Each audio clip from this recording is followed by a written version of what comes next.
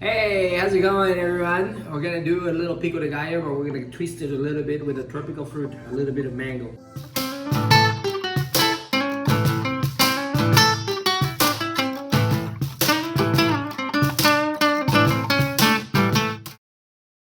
There you go. We're gonna do the tomatoes very quick, very fast, and simple. We're gonna go with these. And we're gonna do the other one. Those are the most difficult ones for me because they have the edge. And that was it. You got a little bit of that idea. Okay. It makes more sense to start with the pepper. So we're gonna go ahead like that. Garbage right there. I love it. Okay, so gonna go like this. You wanna keep the seeds, they're gonna be a little hotter. In my house, we eat not very hot. Marla and I would like to do kind of like a little bit of spice, but not as much. Not that you never know with the jalapenos, it's just in reality. I'm gonna eat like that. What idea is to go even with the slices of the tomato. Just like that. Simple as it is. All right. I can smell it. It's going to be spicy already. Onion. We're gonna cut it like this. We're gonna reserve this one for later.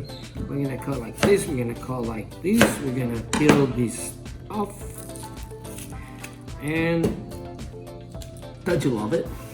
We're gonna go like this to our onion. All right, and here it is. The rule of the three fingers like this, and then your knife's gonna go like that. See the edge? It's gonna be never touching your fingers.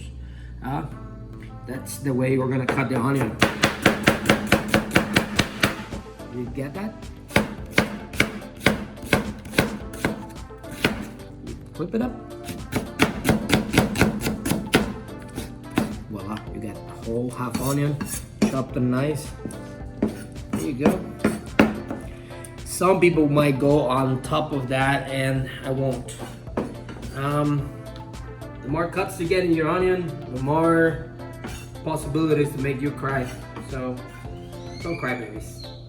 All right, we got that half onion in there, and then comes the mango. We're gonna get the chicks out of it. All right, we could keep going on this one, but it's a nice treat if you put it in your fridge and then you eat it later. It's gonna be a nice treat. Okay. I'll cut it like that and slice. Then it takes the skin out. And do different pieces. That's the easiest way to get the meat out and the seeds and the skin out. And it gives you more or less the size that we're looking for. Maybe this one is too wide. Cut it like that. This one too, and this one as well. It gives you the idea, or what we're looking is like when we dice this, we're gonna get even with the onion and the tomato. All right, so we started like that. It doesn't have to be perfect. Limon in half, and then we're gonna chop our cilantro. So what I did, I cut it in half, put them on top of each other, and I'm gonna do it again. And then I got a whole bunch like that, and then I'm just gonna go. Try not to overcut it. That's it. See, I did like this, and then I did like that, and then it's done. Oh my God, I wish you can smell this. It's gonna be delicious. Oh my goodness. Basically. So let me show you.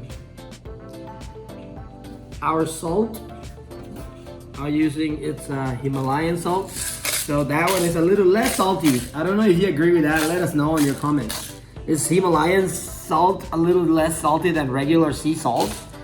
I'm gonna cover with the Himalayan salt twice, the surface of the bowl. There you go. Twice. And I'm gonna do the same thing with the black pepper. Cover the surface.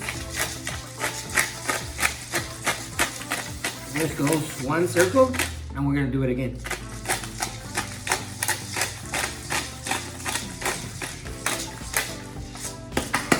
kind of like 2 circles around. If your bowl were this big, well, you have to cover the surface twice. You know what I mean? That's more or less a good convenient measure for salt and pepper. I mean, it's up to you. Some people eat more salty and some people eat less salty. So, and then I'm gonna go ahead and squeeze this lime juice, all of it.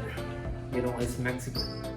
And possibly we're gonna eat these salsa with chips, and also it goes really good with the fish or shrimp tacos that I'm gonna make later. Fish tacos. I mean shrimp tacos. You never know. But tacos. Stir that.